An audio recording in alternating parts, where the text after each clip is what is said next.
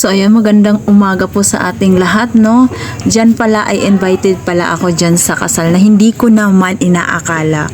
So nang umaga na yon ay tinawagan ni Sis Aileen kasi i-invite ako sa kasal ng kanyang anak.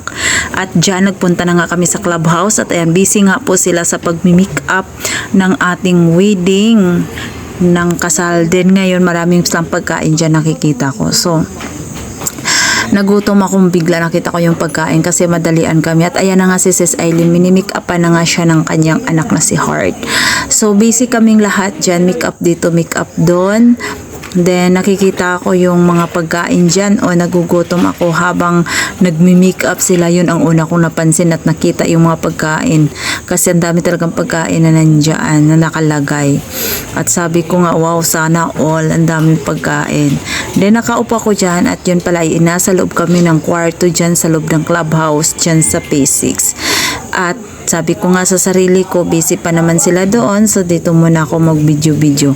At ayan, lumabas na nga ako at sinundan ko si Sis Aileen kasi ako ang PA niya, personal assistant, taga-bit-bit ng gamit. Then, ayan na nga aayusin at magpipictorial na ang ating ikakasal. Ayan si Madam Iris at nandyan ina-assist na nga siya ng nagbibideo. Nandyan at ina-assist na inaayos na ang kanyang dress. At ayan, nagpusing-pusing na nga siya at siya nga pala, buntis pala siya dyan. Kaya ganyan yun, kalaki ang kanyang tiyan kasi 7 months na ata yan siya. And ayan, busy silang dalawa sa pag-picture-picture dyan. At nandyan nga kasama akong nagbibideo. At sobra nga naman talagang nag-enjoy ako, day! Kasi sabi ko nga, hindi ko inaasahan na ikakasal yung anak ni Sis Aileen. Invited pala ako. Diyos ko. At ayan nga si Sis Aileen, inayos niya yung sandals ni Madam Irish. And ngayon, ang nangyari dyan ay hindi niya maayos-ayos kaya tumakbo ako at magtatanong kung bakit sana. Pero sabi niya, may halik kami, tulungan mo ko, may halik kami. Kaya ako nang gumawa nun. And ayan na, nagpusing-pusing na sila dyan habang nagdi-decoration yung iba doon sa clubhouse. Kasi hindi pa nga tapos yung pagdidecorate nila habang nagpipictorial na ang ating kasal. And ayan, nagpicture na sila, family picture. Congrats Sis Aileen, this is it. No, nakuha mo na ang iyong kagalakan. Ayan, so doon busy silang lahat. At ako naman ay nandyan lang nakatayo kasi ayan, lalakad ako at dala bit ko ngayon ang bag ni Sis Aileen. So ayan, maraming salamat nga pala sa iyo Sis Aileen, sa iyo Heart, at sa mga anak mo Sis Aileen kasi sobrang bait din nila sa akin, super. At talaga namang nag-enjoy ako sa kasal at nabusog ako ng sobra.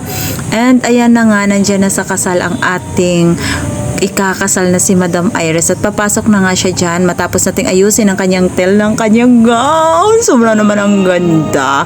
So ayun, hindi na maganda ugaga ang cameraman. At nandun na nga sila sa stage niyan kasi nga kausap na nila ang pare at mag-aido-aido na sila dyan. So ayan, nandyan na.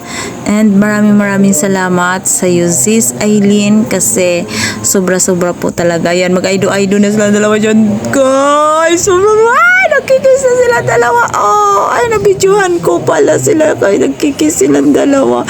So ayun na nga, guys. So ayun, maraming salamat sa inyong lahat. Akala ko hindi ko sila nabidyohan ko pala. And ayan na, nandyan na kami sa reception at kasama ko ang tatay ni Sis Aileen. Tay, thank you. Maraming salamat. Napakabait po ninyong tatay. And nandyan na, aakyat na kami. And nakaupo na ako dyan. Tinignan ko na si Sis Aileen, guys. Pero guys, matapang siyang tao. Kahit marami siyang problema na pinagdadaanan. Sobra Sis Aileen, congrats! Congrats Sis Aileen at sa buong pamilya niyo. Maraming salamat, nabusog ako ng sobra.